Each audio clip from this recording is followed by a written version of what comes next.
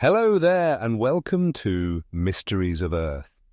Today we journey into a question as old as time itself, a question that flows beneath myth, history and memory. Every culture speaks of a flood, a world drowned, a civilization lost, and a few survivors who began again.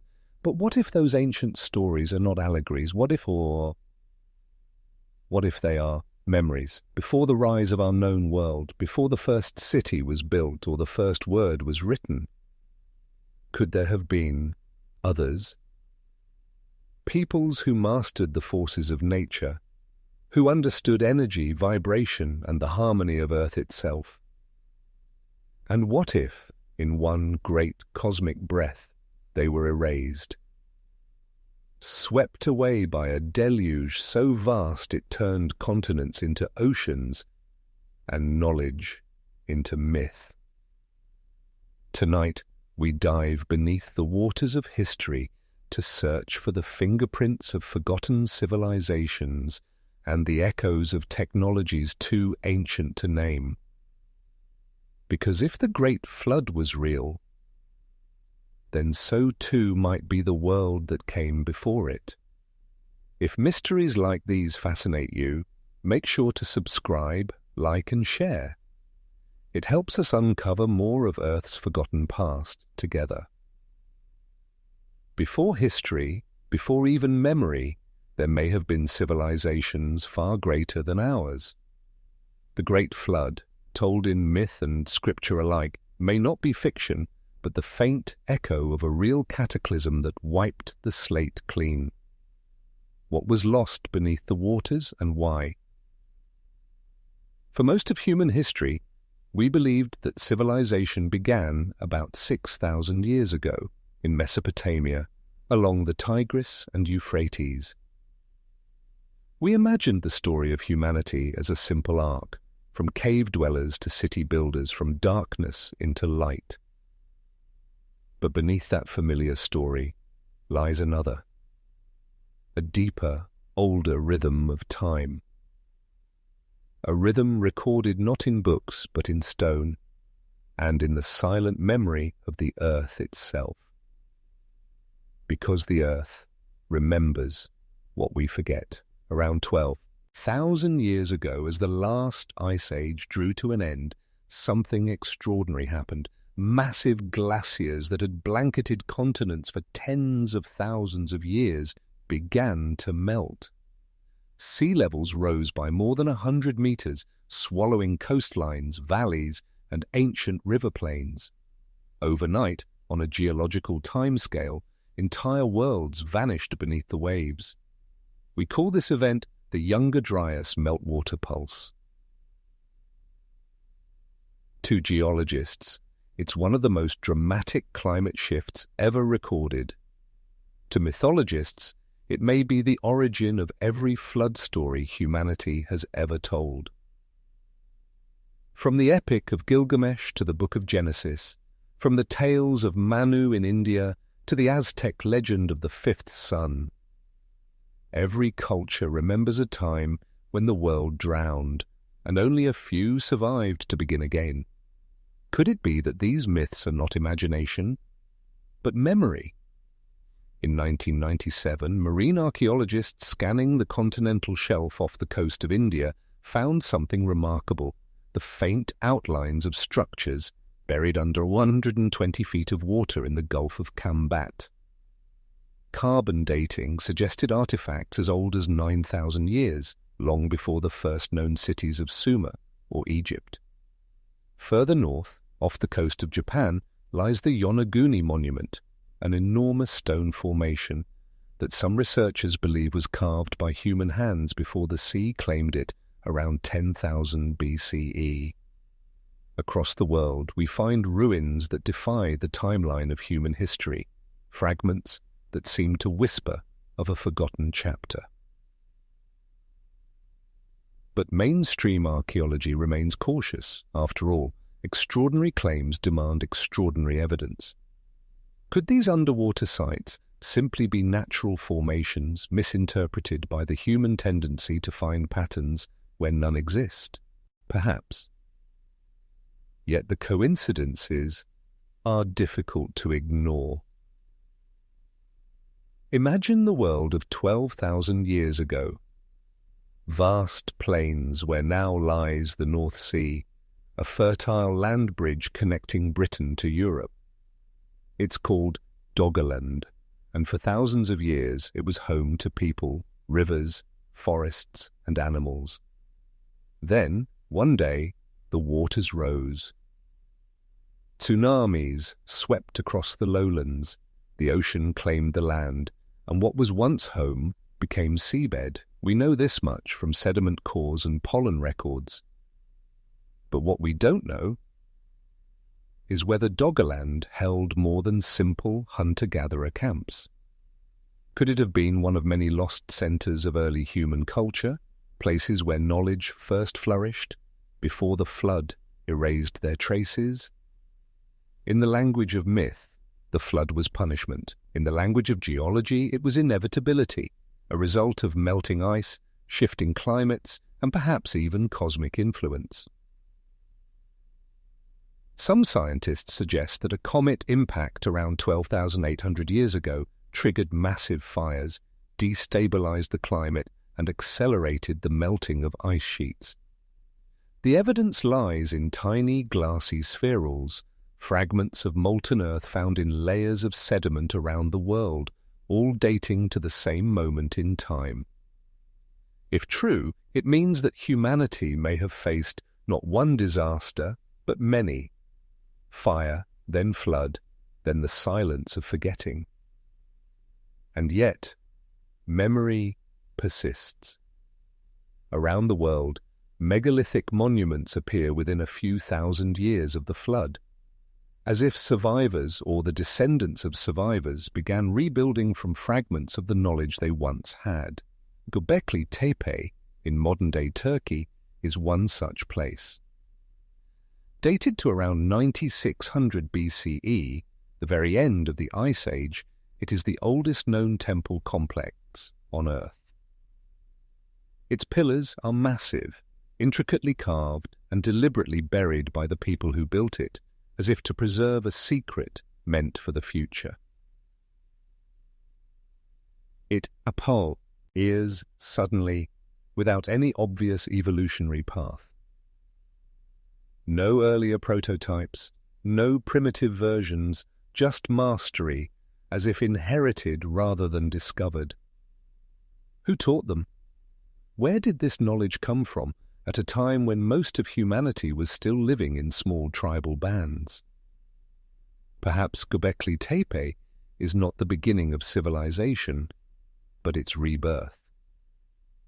As the sea swallowed coastlines, survivors would have fled inland, carrying memories, myths, and fragments of their culture. Over generations, those memories faded, transforming into the flood legends we know today. But the instinct to remember, to rebuild, never left us. If we could drain the oceans and reveal the sunken plains below, what might we find? Cities of stone and coral. Carvings eroded by millennia of waves, silent stairways leading nowhere, once rising to temples now claimed by the deep.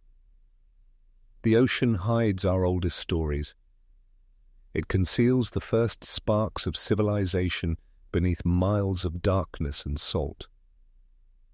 And perhaps beneath it all, it holds the proof that we are not the first to rise, nor the first to fall. Maybe the flood was not an end, but a reset, cleansing of the earth's memory, preparing it for a new cycle, for us. And if that's true, then the story of the Great Flood is not only about what we lost, but about what we are destined to rediscover. Because even beneath the waves, the earth remembers, patiently waiting for us to remember too. All across our planet there are ruins that whisper of an intelligence that shouldn't have existed, not in the time they were built, not with the tools we think people had. Massive stones cut with laser-like precision, monuments aligned perfectly to the stars. structures that defy explanation even in our modern age. It's as if someone long ago understood the earth and the sky in ways we're only beginning to rediscover. But who were they, and how could such knowledge have existed, only to vanish?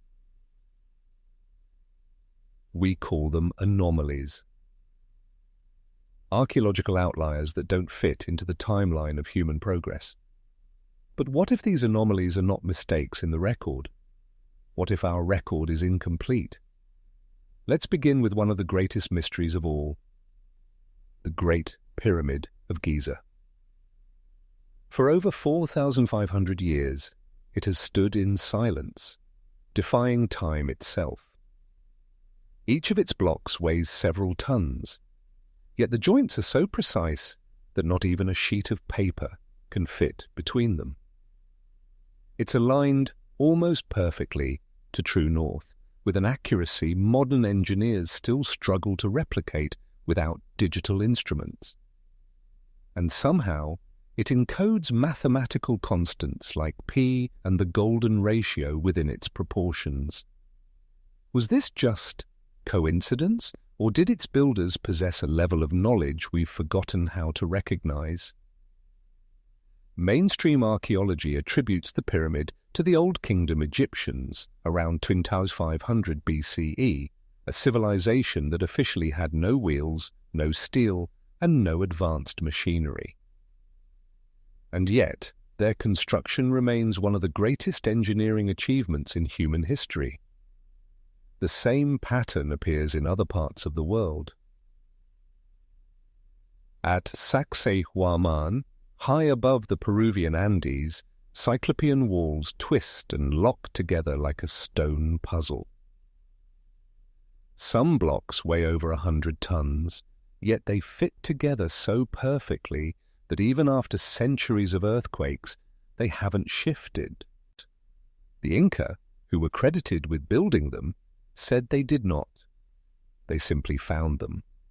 Farther east, at Pumapunku in Bolivia, ruins of finely cut andesite blocks bear precision grooves and interlocking joints so exact that they seem almost machined.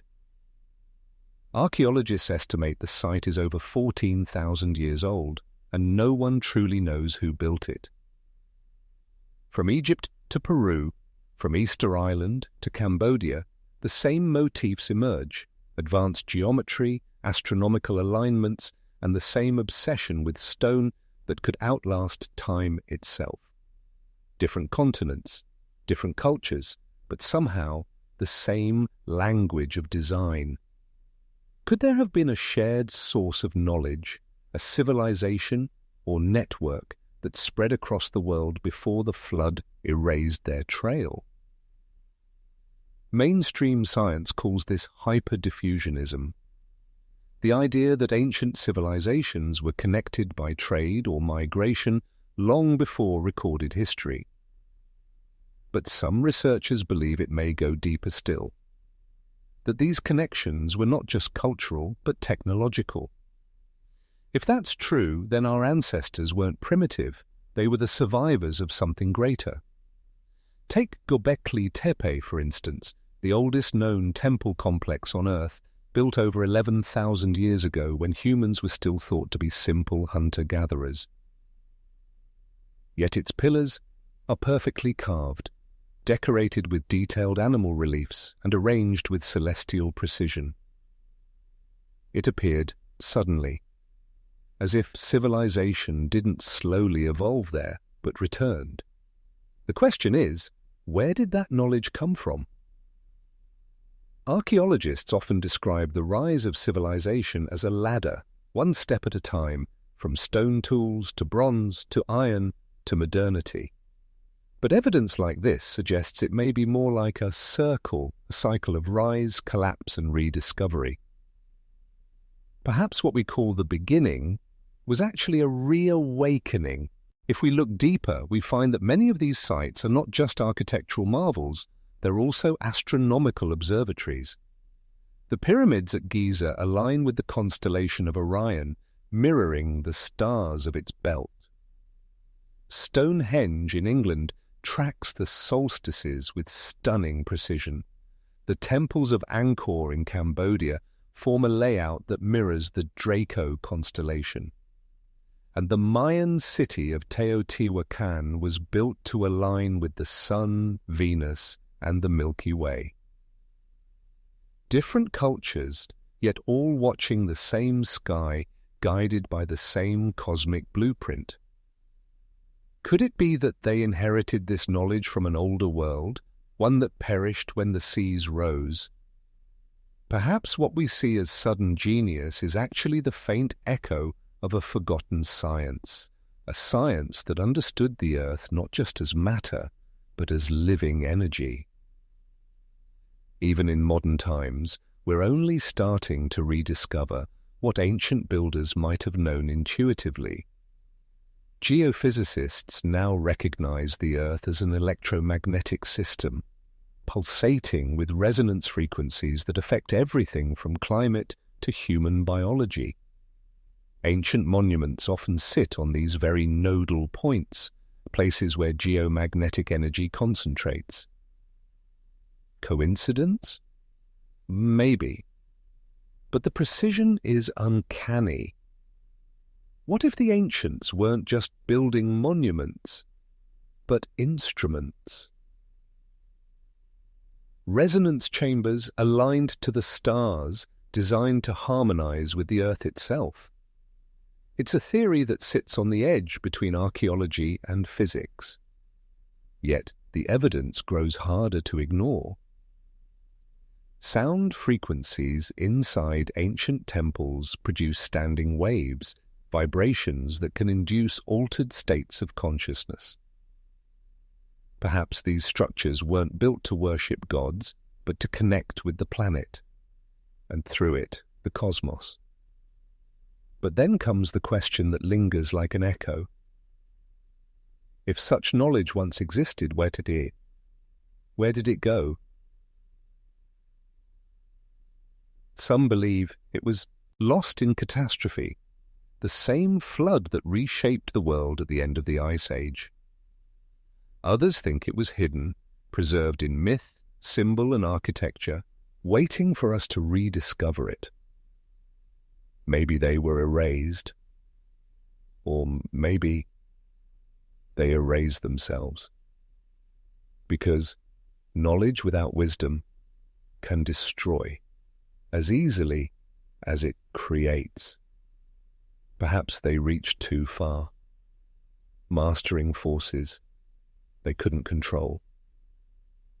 And when nature struck back, the survivors buried their secrets, hoping we'd one day earn them again. Today we stand among their ruins, staring at the impossible, trying to fit it into our limited timeline. But maybe the timeline itself is wrong. Maybe history is not a straight line, but a heartbeat, pulsing with rise and fall, creation and forgetting. And if that's true, then these ruins are not just relics. They are messages, carved in stone, written for the future. Proof that we've been here before. Proof that greatness is not new, only remembered. The question now is not if they existed, but how much of them still survives, buried beneath time, waiting for us to listen. Beneath the surface of our world, unseen energies move and hum like veins of the planet itself. They twist through stone, water, and air, subtle, invisible, yet powerful. Geomagnetic fields, telluric currents, and resonant frequencies that pulse through Earth's crust. Modern science has only begun to detect them, yet somehow the ancients seem to understand them, not as theory, but as truth. Across the planet, sacred sites align with startling precision, not just with the stars above, but with each other. The Great Pyramid of Giza, Stonehenge, Machu Picchu, Baalbek, Easter Island, all seem to sit upon what researchers call ley lines, geometric pathways that form a mysterious network wrapping around the Earth like a web of energy. Could this be coincidence? Or did ancient builders know exactly what they were doing? For centuries, explorers and scientists have noticed strange patterns in Earth's magnetic field. At certain points, compasses spin, birds lose direction, electricity behaves differently. These places, often linked to ancient monuments, seem to hum with a quiet force, as if the planet itself were alive and communicating through vibration. To many, these are just curiosities, but to some researchers they hint at something far deeper, an ancient understanding of planetary resonance, once harnessed and then lost. The theory of the planetary grid suggests that Earth is not a random sphere, but an organized structure, a geometric lattice of energy nodes, much like the circuits on a motherboard. The idea was first proposed by scientists like Ivan Sanderson and Bruce Cathy, who mapped regions of magnetic and gravitational anomalies from the Bermuda Triangle to the Devil's Sea near Japan, finding that they formed geometric patterns. Their maps revealed a global symmetry, a network of power points where natural forces seem to converge. What's most mysterious is how many ancient sites lie directly on these intersections. The pyramids of Egypt, the temples of Angkor, the statues of Easter Island, all sitting precisely along these lines. Could the ancients have sensed this grid, and if so, how? Perhaps they understood Earth not just as a planet, but as a living organism, with its own energy flow, rhythm, and heartbeat. In this view, the Great Pyramid was more than a tomb, it was a harmonic resonator.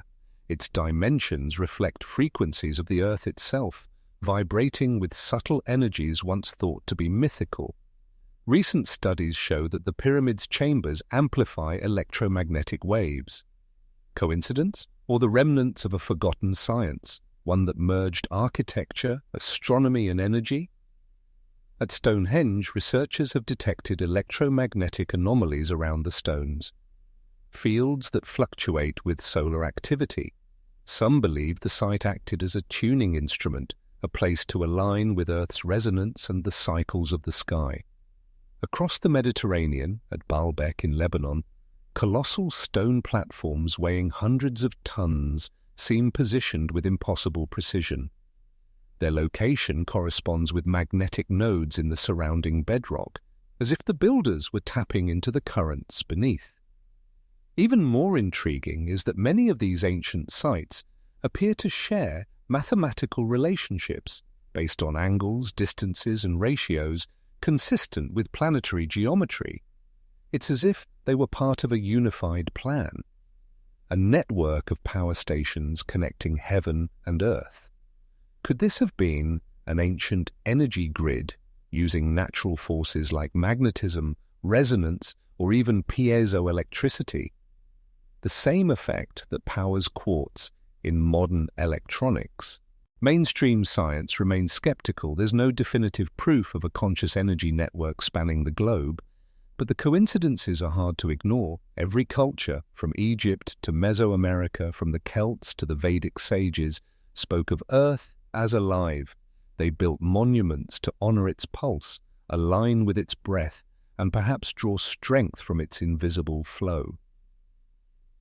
What if this ancient worldview wasn't primitive spirituality, but empirical observation, the result of generations studying the behavior of the planet itself? The ancients didn't see themselves as separate from Earth. They were part of it.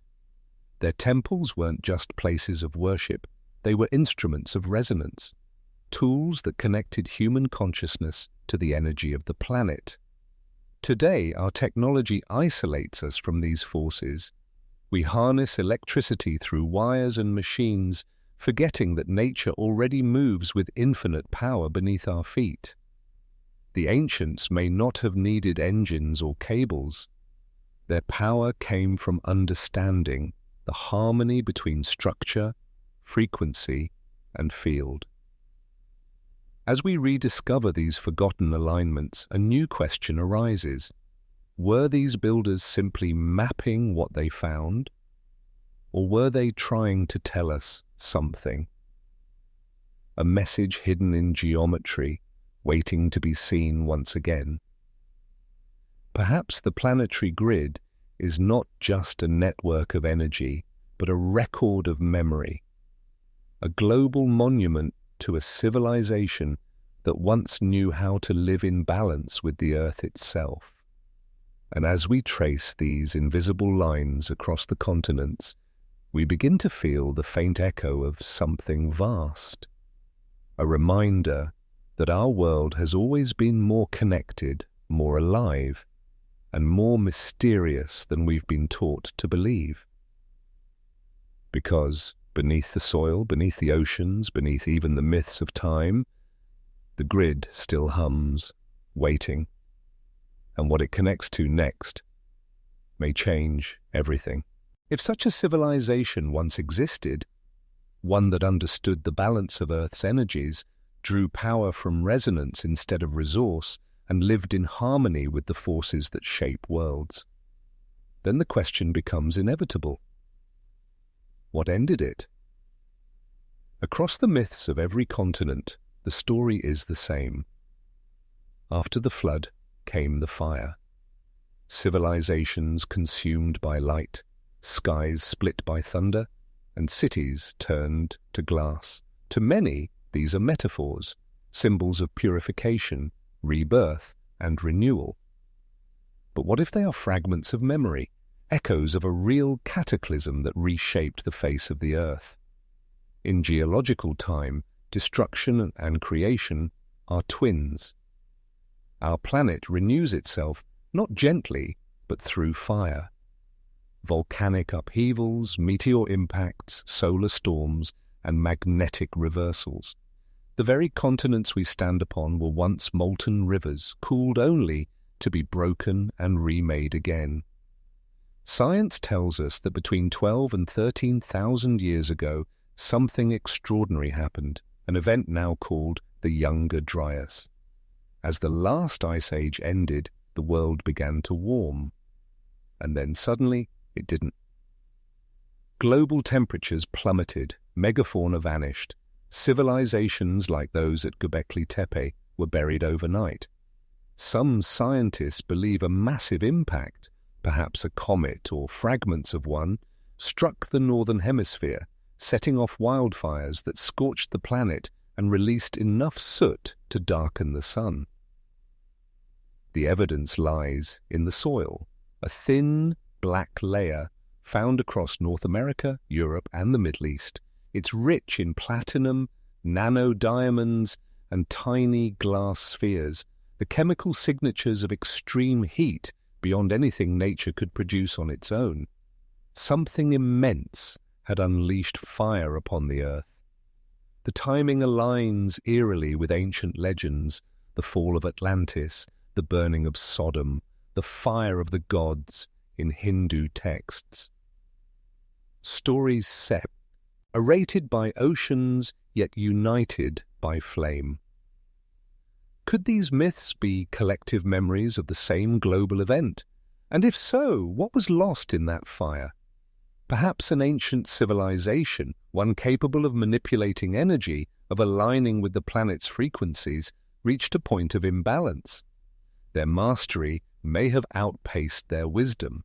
In the search for power, they might have disturbed forces they could no longer control, magnetic fields, atmospheric charge, or technologies tied to the Earth's own resonance. The result? Collapse. A planetary reset, not punishment, but protection. A correction written into the laws of the natural world. Even in our own time, we see the warning written across the sky. Solar storms, geomagnetic shifts, and rising global temperatures all remind us that our planet is alive, reactive, and self-correcting. If the Earth could once erase a civilization to restore balance, it could do so again. But in destruction, there is always renewal. After the Younger Dryas came the rise of new cultures, Sumer, Egypt, the Indus Valley, each emerging as if guided by distant memory, rebuilding from what remained. It's as if fragments of that lost knowledge survived, encoded in myth, preserved in stone, waiting for rediscovery. Fire is both an ending and a beginning. It clears, it transforms, it gives space for life to grow again. Maybe that's what happened at the dawn of our own story, a cleansing, not of vengeance, but of necessity. The earth restored its balance, and in doing so gave humanity another chance. But the memory of that fire lingered, passed down through generations as tales of gods, floods, and destruction from the sky. When we look deeper, we begin to see how myth and science converge. The geological record speaks of impact and extinction. The stories speak of gods and judgment. Both describe transformation. Both mark the threshold between worlds, the world before and the one that came after. Maybe the ancients who survived understood this truth, that life moves in cycles and civilizations, no matter how advanced, are not immune to the rhythm of the planet. If we could look back far enough, perhaps we'd see that this pattern repeats: rise, mastery, imbalance, reset. The same pulse through eons. And if that's true, then our own age may not be the first to stand at the edge of renewal.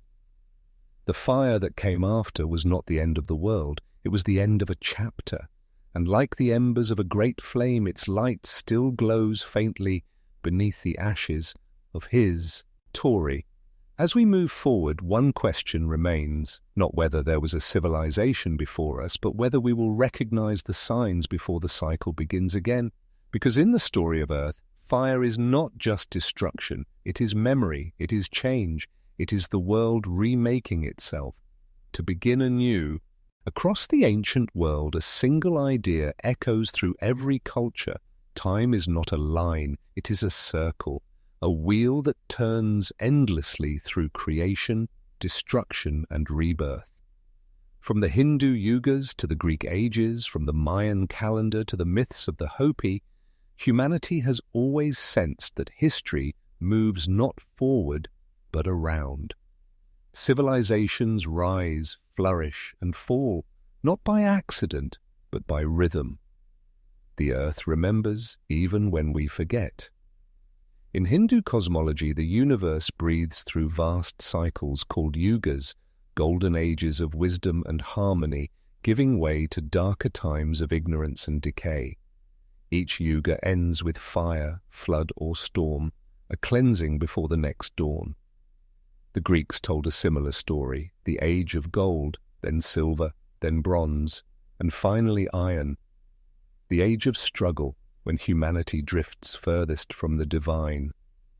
And when the Iron Age reaches its end, the wheel turns again, and a new golden age begins. The pattern repeats, endlessly, like the heartbeat of creation itself. Science, too, finds rhythm in the record of time. Geological layers show that Earth has known countless apocalypses. Every few million years, life is nearly erased by impact, eruption, or ice. The Permian extinction wiped out almost all species. The Cretaceous event ended the reign of the dinosaurs. Even our climate follows a breath-like pattern: ice advancing, retreating, advancing again. Each catastrophe feels final, yet from each life returns, reshaped, evolved, renewed. Perhaps civilization follows that same hidden pulse. What if the rise and fall of human culture is not random but cyclical, guided by forces larger than history itself? Astronomers have long noticed that Earth's orbit, tilt, and wobble shift in repeating patterns called Milankovitch cycles, altering the planet's climate every 20,000 to 100,000 years. Some researchers believe these shifts may synchronize with bursts of solar activity, cosmic radiation, or even impacts from debris fields in space. The result? Repeating ages of abundance and collapse, where humanity's story resets. The ancients may have understood this, not as science but as wisdom. Their myths were memory. poetic records of cycles they had witnessed before. Floods, fires, plagues, and renewals described not just moral lessons, but cosmic laws. The Aztecs believed the world had been created and destroyed 4 times before ours. The 5th sun, our current age, will end in movement, perhaps earthquake, perhaps change. The Maya tracked these ages with astonishing accuracy, counting not just years but entire epochs, each turning like a great celestial gear. We moderns see progress as linear, from stone tools to satellites, from ignorance to knowledge. Yet evidence from archaeology, geology, and myth hints that this line might bend, curving back toward its beginning. What if every first civilization was simply the first after the last collapse? What if history is not a ladder, but a spiral, climbing upward yet circling the same truth again and again? Patterns emerge even within recorded history.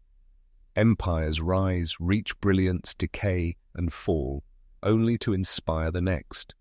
Egypt, Greece, Rome, Mesopotamia, China, each a reflection of the same cycle. The historian Ibn Khaldun called it the rhythm of dynasties, growth, luxury, corruption, and renewal. It is as if human nature itself is bound to the same universal law. Nothing stays at its peak forever. Entropy, balance, rebirth, these are not just cosmic principles, but human ones. Modern science may one day prove what ancient myth already knew, that energy and order oscillate in harmony, and that collapse is not failure, but transformation. Even stars obey this rule. They burn bright, expand, collapse, and are reborn as new stars and worlds. Perhaps civilizations are no different, consciousness itself cycling through forms, each one learning, forgetting, and remembering again. It is humbling to imagine that we are part of a story far older than ourselves, a story that stretches beyond recorded time, where even our greatest monuments are but footprints between ages. The ruins we unearth may not be the remains of the first builders, but of those who came before, in a forgotten turn of the wheel. And perhaps one day, far in the future, another species will find our own traces, our glass, our steel, our satellites, and wonder who we were, and why we vanished. In this light, the myths of cycles are not prophecies of doom, but of hope. Destruction is never the end. Fire becomes soil, flood becomes seed. Every ending carries within it the code of the next beginning. Just as the earth renews itself through cataclysm, humanity too may one day rise again. Wiser, gentler, more aligned with the balance of the world that sustains it. As the wheel of time turns, we are reminded that nothing truly disappears. It simply transforms. Memory becomes myth, myth becomes discovery, and discovery becomes memory again. The question is not whether the cycle will repeat, but what we will carry forward when it does, because in every age a few awaken to remember. They leave messages in stone, in symbol, in silence, for those who will come after. Perhaps that is what we are doing now, planting memory in the soil of tomorrow, hoping that when the next dawn arrives, someone will remember who we once were. The circle turns, creation gives way to decay, decay to renewal. And in that eternal rhythm of endings and beginnings lies the quiet truth of our existence. We are not the first, and we will not be the last. For thousands of years, whispers of a lost wisdom have drifted through time, an inheritance from a world that came before. From the temples of Egypt to the secret chambers of Greece, from the scrolls of alchemists to the silent meditations of Sufi sages, a thread of knowledge endured. It passed not through empires or armies, but through minds, hidden in symbols, guarded in ritual, and protected by mystery. It was never lost, only concealed, waiting for humanity to remember. The Egyptians called it the hidden light, a wisdom that could turn matter into spirit and spirit into matter. The Greeks spoke of it as gnosis, inner knowing. The Sufis called it marifa, the knowledge of the heart. And the alchemists of medieval Europe, working in their candlelit laboratories, believed they were not merely turning lead into gold, but ignorance into understanding. Across cultures and ages, the message was the same. There exists a deeper science, one that unites the physical and the spiritual, energy and form, heaven and earth. Perhaps this knowledge was not invented by these traditions, but inherited. Fragments of an older understanding that survived the collapse of a forgotten age. The flood may have drowned their cities, but not their memory. Those who lived on carried the essence of what they once knew, encoding it into geometry, language, and symbol so that it could be rediscovered when the world was ready again. Look closely at the architecture of the ancient world, and you see more than beauty. You see information, the proportions of temples, the angles of pyramids, the spirals of columns, all mirror the mathematics of nature. The same ratios found in seashells, galaxies, and DNA repeat in stone. The ancients weren't decorating, they were encoding. Sacred geometry was their language, a way to speak with the universe itself. The flower of life, the vesica piscis, at the golden mean bed. These shapes appear across continents and epochs, as if guided by one invisible hand. Modern science, too, has begun to rediscover what these symbols once represented. Quantum physics reveals that energy and matter are not separate, that everything vibrates at frequencies, harmonizing to form the fabric of reality. The same concept lies at the heart of ancient teachings, that sound, number, and form are the building blocks of creation. In the Hermetic texts it is written, as above, so below, as within, so without. It is the law of correspondence, that the microcosm and macrocosm reflect each other perfectly. Today we call it symmetry, resonance, and fractal geometry. The Sufi mystics expressed the same truth through poetry rather than equations. Rumi wrote that the universe is not outside you. Look inside yourself. Everything that you want, you already are. The wisdom they carried was not about building machines, but awakening consciousness. For they understood that true transformation begins not with the world, but with perception. To know the universe, one must first know oneself, because the same energy that moves the stars moves through the human soul. Alchemists try to describe this process through the metaphor of transmutation, base metals into gold, mortality into immortality, but their laboratory was the self. Each experiment, each fire and vessel, symbolized the purification of the human spirit. Their drawings, filled with dragons, suns, and circles, were encrypted blueprints of inner evolution.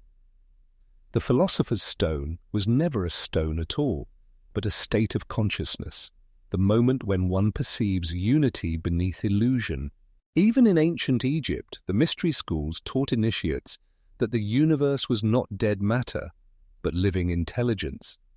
They studied vibration, geometry, and the movement of the stars, not for power, but for harmony, to understand the rhythm of creation. They believed the human being was a mirror of the cosmos, that by mastering the self, one could align with the divine order of the universe. And so they encoded this truth in temples, hieroglyphs, and rituals, so it could survive the fall of empires and the erosion of time. Throughout history, this wisdom has resurfaced under different names, Hermeticism, Kabbalah, Sufism, Taoism, Gnosticism, each a different dialect of the same forgotten language. In every age, those who glimpsed it were called philosophers, prophets, heretics, or visionaries. Some built cathedrals shaped like celestial maps. Others wrote poems that spoke in riddles, but all pointed toward the same truth, that knowledge is not stored in books, but within consciousness itself. Modern science, though clothed in equations, is slowly tracing the same path. We now know that the universe is woven from vibrations, that matter is energy condensed to a slow frequency. We know that observation changes reality, that consciousness plays an active role in shaping what we perceive. In a strange way, physics and mysticism are beginning to speak the same language again, the language the ancients may never have forgotten. Perhaps the real reason this knowledge was hidden was not to keep it secret, but to keep it safe.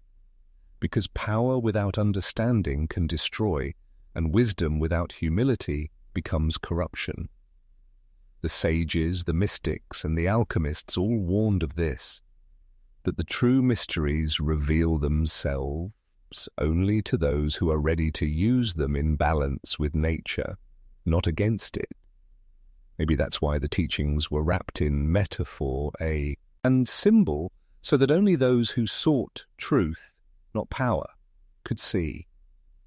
And now, as humanity once again stands at the crossroads of discovery and self-destruction, this ancient thread of knowledge is surfacing. We see it in our fascination with consciousness, with vibration, with the geometry of the cosmos. The more we look outward, the more we rediscover what was known within. Maybe that was always the plan. The old world hid its wisdom in plain sight, waiting for the moment we would evolve enough to see it not as superstition, but as science. The hidden knowledge was never truly lost. It was simply veiled by our forgetfulness. And as the veil begins to lift, one truth emerges, clear and timeless, that knowledge and wisdom are not the same. One builds machines, the other builds meaning. One seeks to control the universe, the other learns to flow with it. The ancients may have understood that distinction, and if their knowledge survived the fire and the flood, then perhaps it still lives, not buried in ruins, but in us, waiting to awaken, because what was hidden was never meant to stay hidden, only to be remembered. Something remarkable is happening. For the first time in thousands of years, the language of science and the language of spirit are beginning to sound the same. Energy, vibration, frequency. What was once dismissed as mysticism is now emerging from the world's most advanced laboratories. The ancients said that the universe is sound, a symphony of vibration shaping matter and life. And today, quantum physics quietly agrees everything that exists, from galaxies to atoms, is a wave, a rhythm of energy vibrating through the fabric of space-time. In the past century, we've learned that reality is not solid, but fluid, not fixed, but responsive. The deeper we look, the less we find things, and the more we find patterns, fields, and relationships. At the quantum level, particles flicker in and out of existence, held together not by matter, but by resonance. It's as if the universe itself is a living orchestra, and consciousness, human awareness, is both listener and participant. This is where ancient wisdom begins to echo back. Thousands of years ago, Eastern philosophies described the world as Maya, illusion shaped by perception. The Sufis taught that creation was born from sound, kun fayakun, be and it is. In Vedic texts, the universe begins with the sacred vibration Om. Today, scientists studying the structure of the cosmos describe it as a vast web of vibrating strings and waves, the same idea written now in equations instead of hymns. Energy, vibration, and frequency. These were the foundations of the old world's understanding of reality. Nikola Tesla once said, "If you want to find the secrets of the universe, think in terms of energy, frequency, and vibration."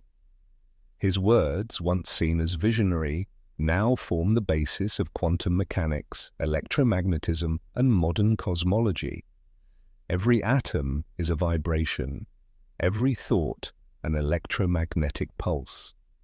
Evil and the human heart and brain generate measurable frequencies that interact with the environment around them.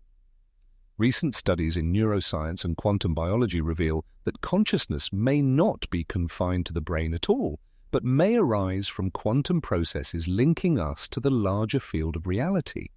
In other words, we don't just live in the universe, we participate with it. The observer effect, proven in countless experiments, shows that the act of observation itself changes the outcome of physical systems. Consciousness is not passive, it is creative. The ancients knew this intuitively, that awareness and matter are entwined, that the mind shapes the world it perceives. The earth too resonates.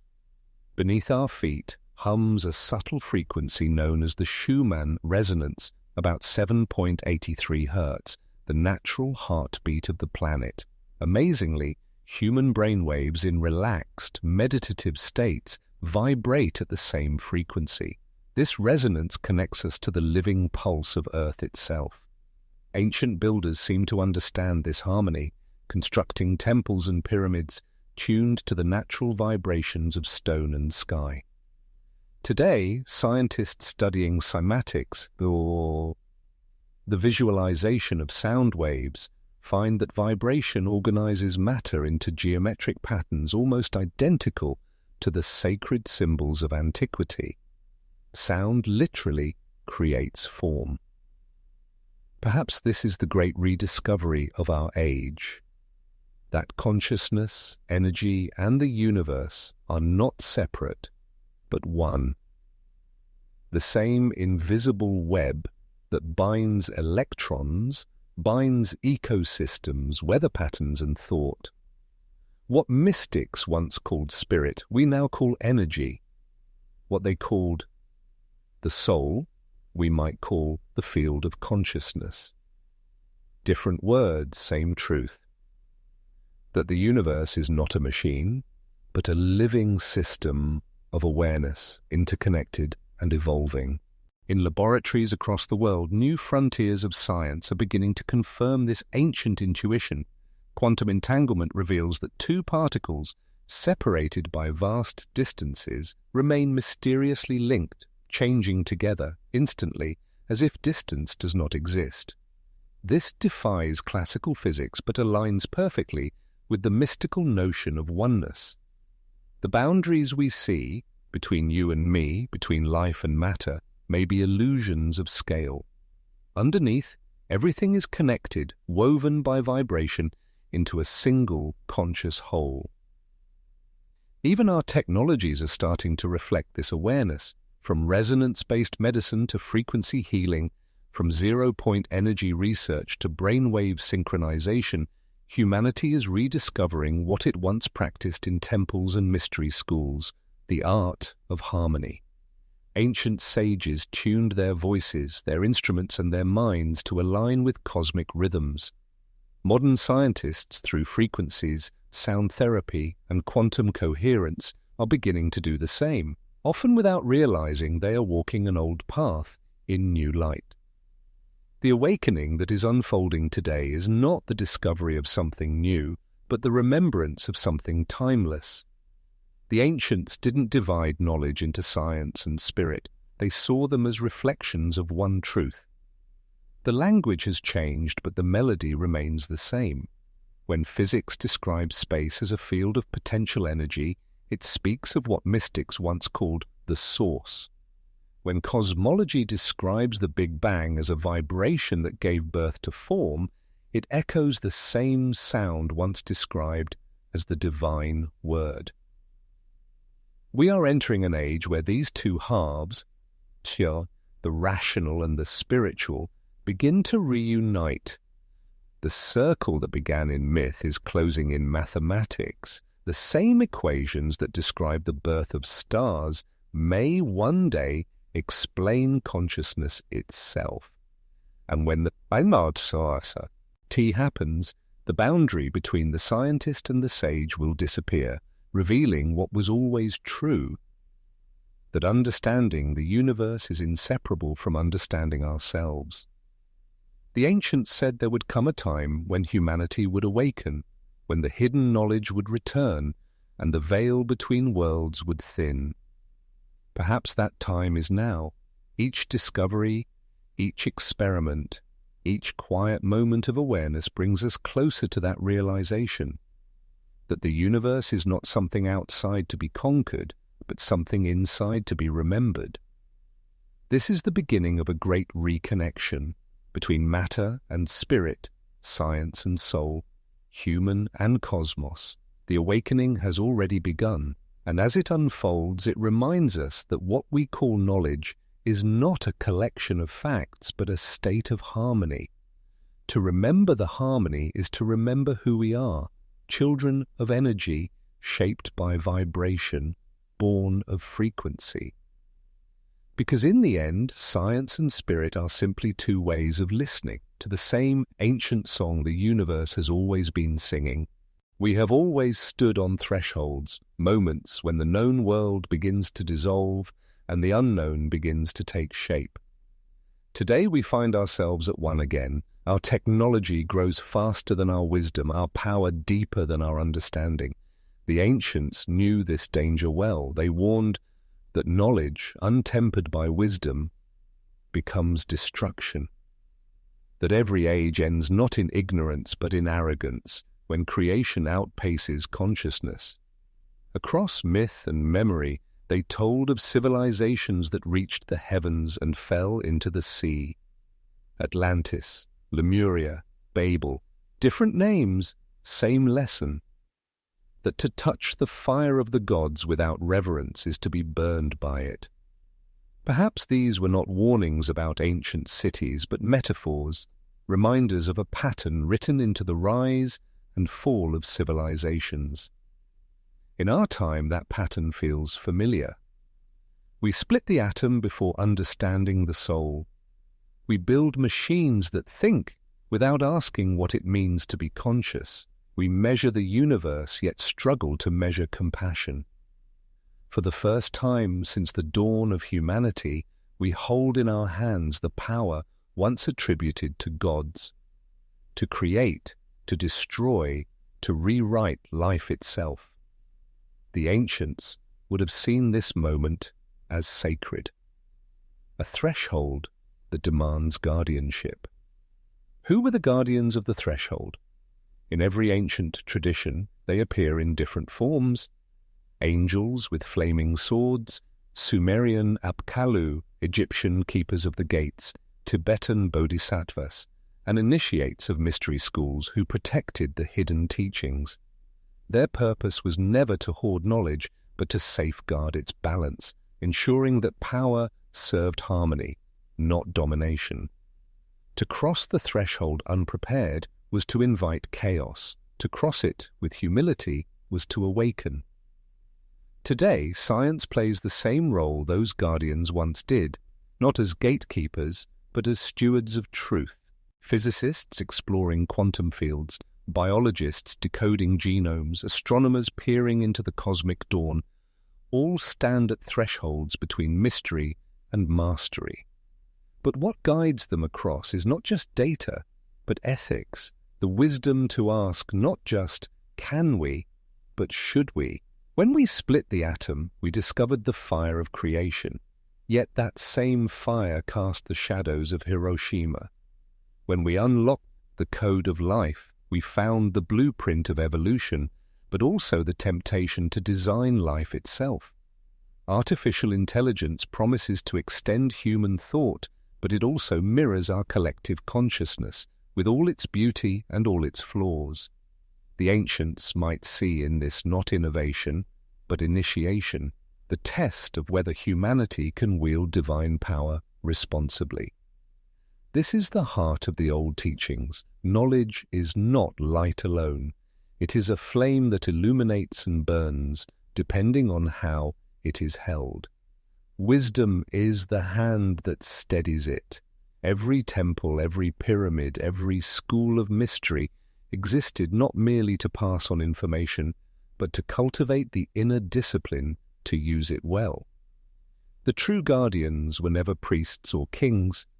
They were those who understood that to know the universe, one must first know oneself.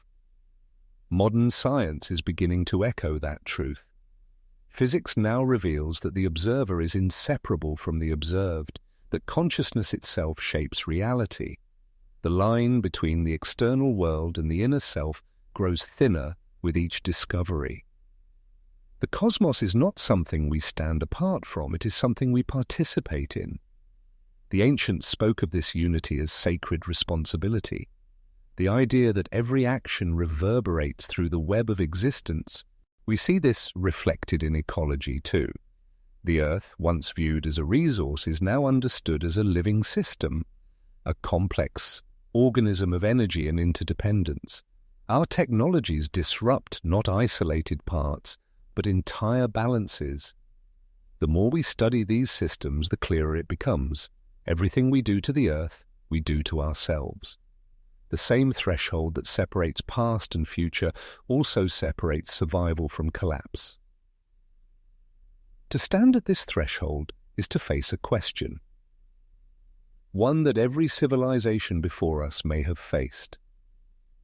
Will we ascend through wisdom or fall through hubris? The choice is not technological, but moral. The ancients encoded this lesson in myth because they knew how easily it would be forgotten. They understood that every age of enlightenment carries the seed of its own destruction if power is not balanced with humility. But there is hope in remembering. Across the world, humanity is awakening to a new sense of stewardship. Scientists, philosophers, and spiritual seekers are beginning to speak a common language of unity, sustainability, and consciousness. The very tools that once divided us now connect us, weaving a global awareness unprecedented in history. We are rediscovering what the guardians once protected, not secret rituals or lost artifacts, but a way of being, intelligent, compassionate, and aligned with the greater whole. Perhaps the guardians of the threshold were never beings of myth, but symbols of us, of the human capacity to choose wisely when faced with power. Every generation becomes its own guardian when it decides how to shape the future. The threshold is not a gate in space, but a state of mind, the moment between understanding and action, where choice determines destiny. So here we are, a species on the verge of interplanetary travel, genetic mastery, and artificial intelligence. The old prophecies may not have been warnings of doom, but invitations to rise into a higher harmony. The question is not whether we can cross the threshold. It is whether we can do so with balance, carrying both knowledge and wisdom in equal measure. Because thresholds are not endings, they are beginnings disguised as tests. The fire that destroys also purifies. The flood that erases also renews. In every myth, those who pass the threshold do not return the same. They emerge transformed, awakened, and ready to rebuild the world anew. And perhaps that is the task before us now, to become guardians, not of gates or secrets, but of life itself, protectors of balance in an age of extremes.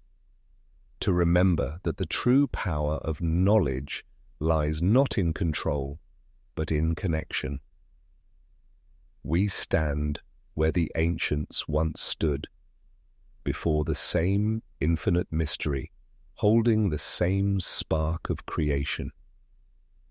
Whether that spark becomes a star or a wildfire depends on us, because every threshold asks the same question.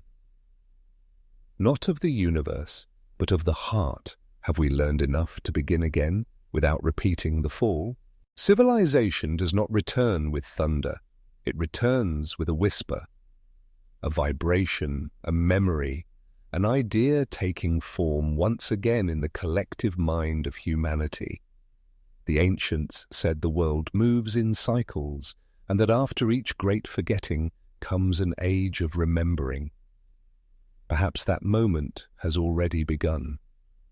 Not with grand monuments or divine revelations, but with a quiet reawakening happening deep within us. Across the world, something is stirring, and in science, in art, in consciousness itself. We are beginning to sense patterns we once dismissed as coincidence. We're seeing geometry hidden in the fabric of nature, in the spirals of shells, the branching of trees, the motion of galaxies. What we used to call beauty, we now recognize as mathematics. What we called chaos, we now understand as complexity. Order in disguise. The music of the earth is being heard again, not as myth, but as data. From the hum of the planet's magnetic field to the Schumann resonance that vibrates through the atmosphere, Earth itself sings a subtle, continuous tone. It's the background rhythm of life, a planetary heartbeat that all living things once moved in harmony with. Modern science has measured it. Ancient mystics felt it. And perhaps without realizing it, we are beginning to feel it again. In the field of cymatics, the study of how sound shapes matter, scientists watch as simple vibrations create intricate geometric patterns in sand and water. These forms mirror the same sacred shapes found in ancient temples, mandalas, and natural growth. Could it be that our ancestors were not inventing symbols but recording frequencies, capturing the hidden structure of vibration that organizes the material world? Quantum physicists, too, are finding echoes of this old wisdom. The universe, they say, is not built of solid matter, but of vibrating fields, strings of energy resonating at specific frequencies. Everything we see, from stars to cells, is a kind of frozen music. The ancients called it the music of the spheres, a cosmic harmony that binds all things. Now, modern instruments detect these harmonics in the motion of particles and the pulse of space-time itself. Even consciousness seems to follow this pattern.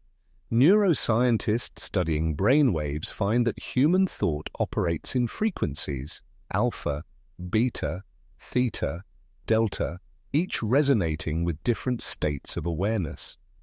Meditation, once a spiritual practice, now reveals measurable synchronization between mind and planet.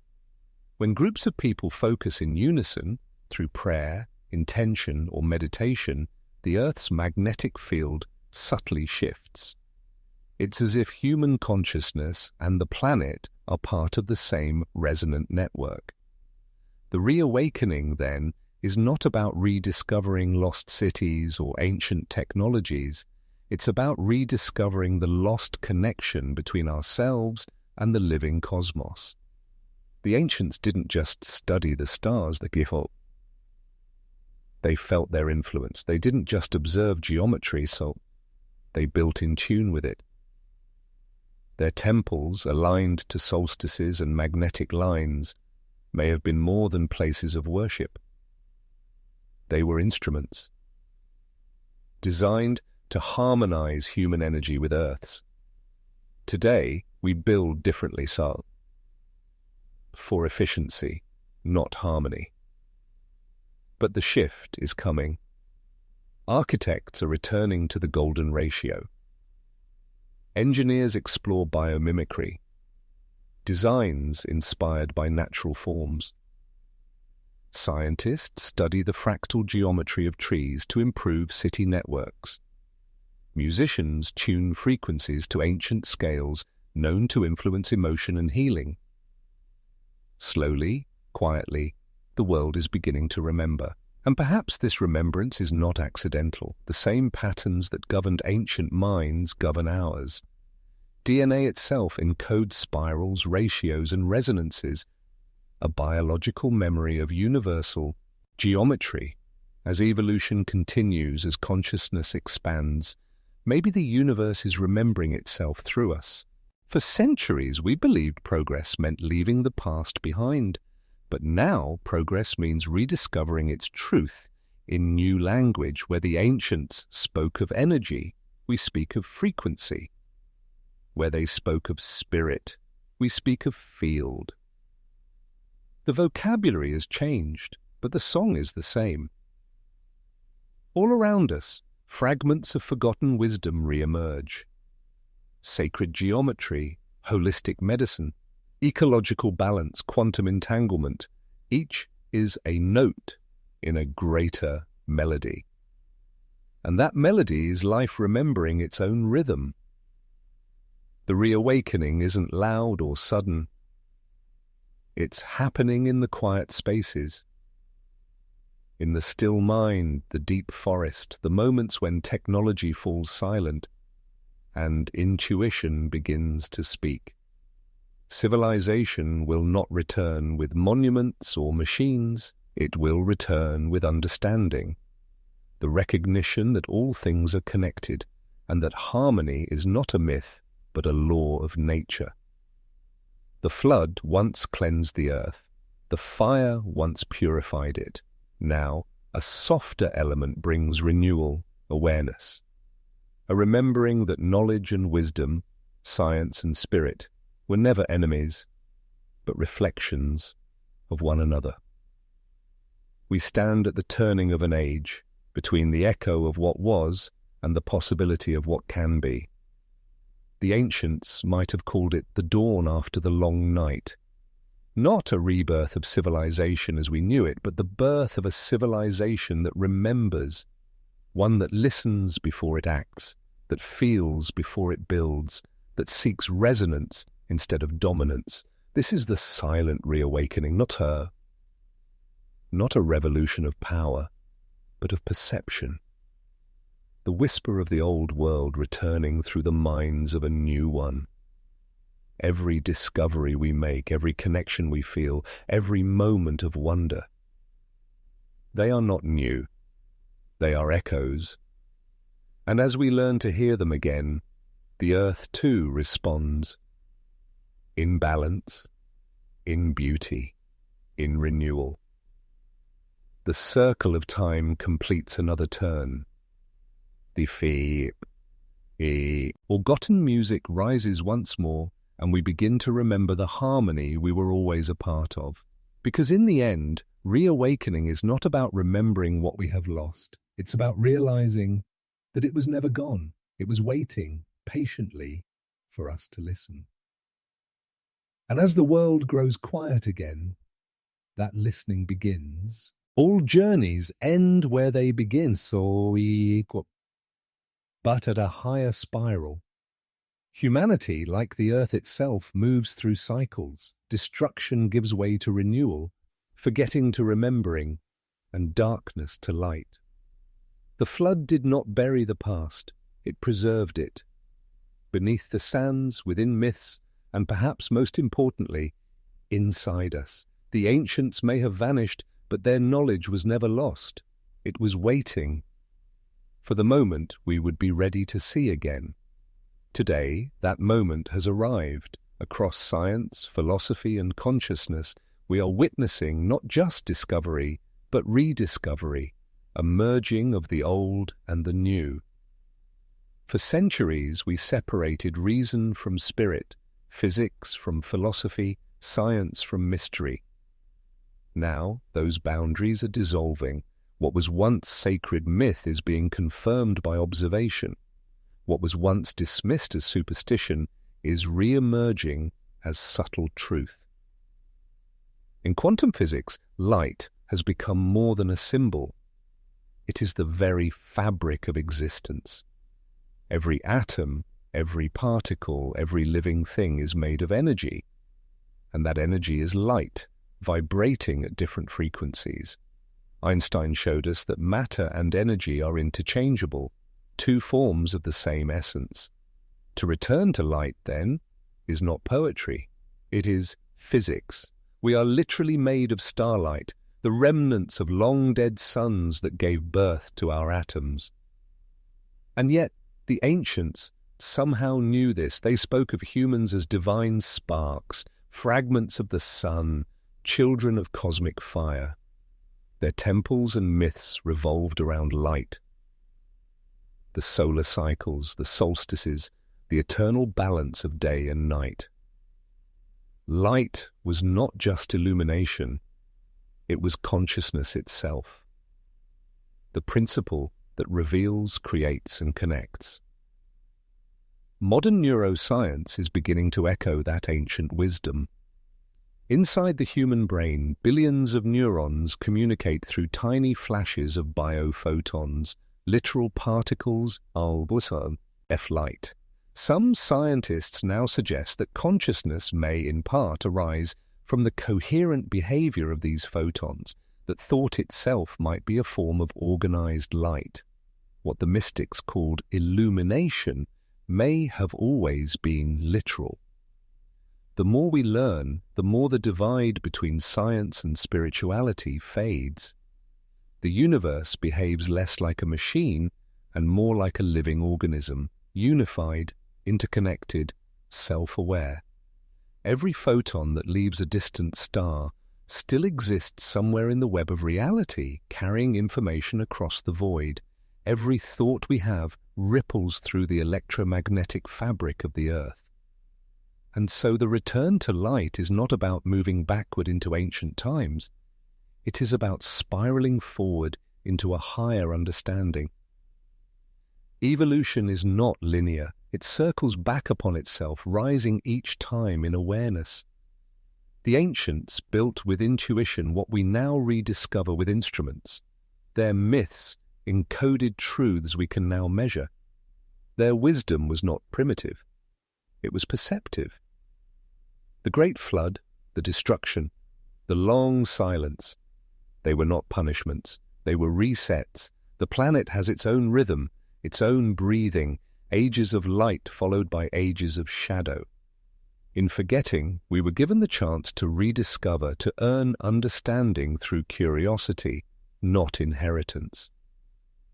That is the beauty of evolution. Every cycle teaches us to see the same truth in a deeper way. Look around, and the signs of this awakening are everywhere. In the study of consciousness, scientists explore the unity of mind and matter. In astronomy, we trace our origin to the light of ancient stars. In ecology, we learn that life thrives not through domination, but through balance. We are at last beginning to live by the same principles that guided the ancient world: harmony, energy, connection. The floodwaters of forgetfulness are receding, revealing what was hidden beneath, not lost cities, but lost understanding. We are learning again that the world is alive, that every stone, tree, and cloud participates in a single, luminous system. Even technology, once a symbol of separation, is becoming a tool of reconnection, linking minds across continents, accelerating the global exchange of knowledge, weaving humanity back into one network of awareness. To return to light is also to return to humility. To realize that enlightenment is not the conquest of mystery, but communion with it. Every photon of light travels outward forever, yet it can never outrun the darkness it defines. Without shadow, light has no meaning. Without forgetting, remembering has no purpose. The ancients knew this. Their myths were not warnings, but reminders that every fall carries the seed of ascent. We stand at the threshold of a new dawn. The same forces that once destroyed may now illuminate. The energy that once consumed may now sustain. The consciousness that once divided may now unite. We are not becoming gods. We are remembering what it means to be human, to live as conscious participants in a living cosmos. This is not the end of the story, but its continuation, the next turning of the spiral. The flood did not erase us, it refined us. It shaped our curiosity, tempered our arrogance, and prepared us for this moment, when knowledge and wisdom could finally walk hand in hand. The age of remembering has begun. Not in temples or tablets, but in thought, in awareness, in the quiet rediscovery of what we've always been. The ancients looked to the sky and saw gods in the stars. We look to the sky and see galaxies. The language has changed, but the awe is the same. Perhaps that is the true return to light, not merely understanding the universe, but feeling it, not simply observing non-creation, but participating in it consciously, lovingly, fully awake. As the spiral turns once more, we begin again. Not from darkness, but from a deeper light. The flood becomes the mirror, the fire becomes the guide, and humanity steps forward, no longer seeking the forgotten, but embodying it. Because the truth was never lost. It was only waiting for us to remember. And now, we do.